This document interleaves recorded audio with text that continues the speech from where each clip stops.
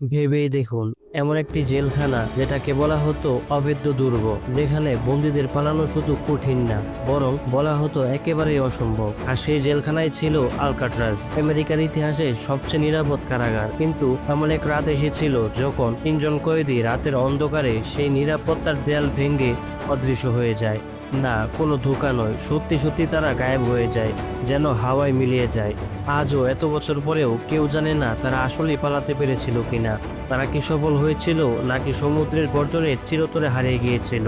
আজ আমরা জানবো সেই ভয়ঙ্কর রাতের প্রতিটি ধাপ, যেখানে বুদ্ধি, সাহস আর রহস্য একসাথে মিশে আছে। এটা কেবল একটি পালানোর গল্প নয়, এটি ইতিহাসের সবচেয়ে আলোচিত প্রিজন ব্রেক। ভিডিওটি খুব ইন্টারেস্টিং হতে চলেছে। সাল 1934, আমেরিকার সান ফ্রান্সিসকো উপকূল থেকে 1.5 মাইল দূরে একটি দ্বীপ গড়ে তোলা হয়, যেখানে কেবলমাত্র ভয়ঙ্কর বিপজ্জনক অপরাধীদের রাখা হতো। চারপাশে হাড় জমানো ঠান্ডা পানি, প্রবল স্রোত আর অতন্ত্র প্রহরা। এই জেল থেকে পালানোর চিন্তাটাই ছিল পাগলামি। এমনকি কারাবন্দীরাও বিশ্বাস করত এখান থেকে কেউ কোনোদিন বেরোতে পারবে না। এই জেলে বন্দী ছিল কিংবদন্তি গ্যাংস্টার আল কাপন, মেশিন গান কেলি সহ আরও অনেকে। কিন্তু আজকের গল্প যাদের নিয়ে, তারা তিনজন ছিলেন অপেক্ষাকৃত কম পরিচিত। তাদের নাম ফ্র্যাঙ্ক মরিস এবং দুই ভাই জন ও ক্ল্যারেন্স অ্যাঙ্গেলিন।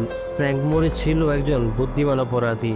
যেখানে সাধারণ মানুষের আইকিউ 90 থেকে 109 পর্যন্ত থাকে, সেখানে তার ছিল 133, যা একজন জিনিয়াসের পর্যায়ে পড়ে। জেলে ঢোকার পর থেকে তার মাথায় চলছিল একটি ভাবনা, পালানোর পথ খোঁজা। ধীরে ধীরে সে অ্যাঙ্গেলিন ভাইদের সঙ্গে মিলে তৈরি করে এক অবিশ্বাস্য পরিকল্পনা। তাদের প্রতিদিনের কাজের সুযোগে তারা সেলঘরের পেছনের দেয়ালে করতে থাকে ছোট ছোট গর্ত, যা বাইরে থেকে চোখে পড়তো না। চামচ, কাঠি, এমনকি ভাঙ্গা ভ্যাকুয়াম ক্লিনারের পার্টস দিয়েই তারা এই কাজ চালায় দীর্ঘদিন ধরে। এই গর্তের পেছনে ছিল একটি গোপন করিডোর, যা গিয়ে পৌঁছাতো জেলের ভেতরকার সার্ভিস টানেলে। এখান থেকে পাইপ বেয়ে পৌঁছানো যেত ছাদে, আর ছাদ থেকেই সম্ভাবনা ছিল জেলের বাইরে যাওয়ার। তবে পালানো মানেই কেবল জেলের বাইরে যাওয়া নয়, তাদের দরকার ছিল এমন কিছু যাতে করে তারা সমুদ্র পাড়ি দিয়ে মূল ভূখণ্ডে পৌঁছাতে পারে। এবং এখানে তারা করে ফেলে ইতিহাসের সবচেয়ে অভিনব কাজ। তারা প্রায় 50টি রেইনকোট জোড়া দিয়ে বানিয়ে ফেলে একটি রাবারের নৌকা। তারা এই রাফকে পোড়ানোর জন্য বানায় হাতগোড়া পাম্প, আরও বানায় গরম পানির বোতল ব্যবহার করে অ্যাডহক বেলুন সিস্টেমও। 1962 সালের 11 জুন মধ্যরাত, জেলখানা প্রায় নিস্তব্ধ। তারা প্রতিটি বিছানায় সাজিয়ে রাখে সাবধানে বানানো ডামি মাথা, যার চুল ছিল সত্যিকারের। মুখ তৈরি করা হয় সাবান, কাগজ আর রং দিয়ে, যাতে করে কেউ বুঝতে না পারে তারা ঘরে নেই। রেল গার্ডরা দূর থেকে যেন মনে করে তারা ঘুমাচ্ছে। রাতের একেবারে গভীরে তারা সেলের পেছনের গর্ত দিয়ে বেরিয়ে পড়ে, পৌঁছে যায় করিডোরে। সেখান থেকে তারা ছাদে ওঠে, নামতে থাকে পাইপ ধরে। অবশেষে তারা পৌঁছে যায় পানির কিনারে, যেখানে রেইনকোট দিয়ে বানানো নৌকাটি আগে থেকেই প্রস্তুত ছিল। তারপর তারা সান ফ্রান্সিসকোর দিকে রওনা হয় এবং সেখানে শেষ হয় তাদের দৃশ্যমান অস্তিত্ব। পরদিন সকালে একজন গার্ড ঘুরতে গিয়ে আবিষ্কার করে 3টি সেল খালি। সঙ্গে সঙ্গে পুরো জেলে হুলস্থুল পড়ে যায়। তৎক্ষণাৎ খবর দেওয়া হয় FBI, কোস্টগার্ড এবং আশেপাশের সব নিরাপত্তা বাহিনীকে। শুরু হয় এক বিশাল অনুসন্ধান অভিযান। তবে যা পাওয়া যায় তা খুবই সামান্য।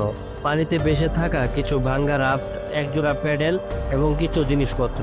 কিন্তু তিনজন কয়েদি কোথায়? কোথাও তাদের দেহ বা অস্তিত্বের কোনো প্রমাণ মেলেনি। FBI দীর্ঘ 17 বছর ধরে তদন্ত চালায়।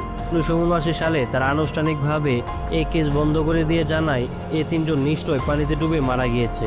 কিন্তু তাতে করে এই কাহিনী থেমে যায়নি। পরবর্তী বছরগুলোতে একের পর এক তথ্য সামনে আসতে থাকে, যা পুরো ঘটনায় নতুন মাত্রা যোগ করে। এক মহিলা জানান তিনি অ্যাঙ্গেলিন ভাইদের আত্মীয়। 1975 সালে ব্রাজিলে তাদের সঙ্গে দেখা করেছিলেন। একটি ছবিও সামনে আসে, যেখানে দেখা যায় দুই ব্যক্তি যাদের চেহারা অ্যাঙ্গেলিন ভাইদের সঙ্গে হুবহু মিলে যায়। 2013 সালে FBI এর কাছে আসে একটি চিঠি, যেখানে লেখা, আমি ফ্র্যাঙ্ক মরিস, আমি বেঁচে আছি, আমি ক্যান্সারে ভুগছি। যদি আমাকে ক্ষমা করা হয় তাহলে আমি আত্মসমর্পণ করতে চাই। তবে সেই চিঠি সত্যতা আদৌ যাচাই করা যায়নি। 2020 সালে নেটফ্লিক্স এই ঘটনা নিয়ে একটি বিশদ ডকুমেন্টারি তৈরি করে, যেখানে আধুনিক প্রযুক্তি ও সমুদ্র স্রোতের ডেটা ব্যবহার করে দেখা যায় যদি তারা নির্দিষ্ট রাতে নির্দিষ্ট সময়ের মধ্যে নৌকায় উঠে তবে তারা সফলভাবে মূল ভূখণ্ডে পৌঁছাতে পারত।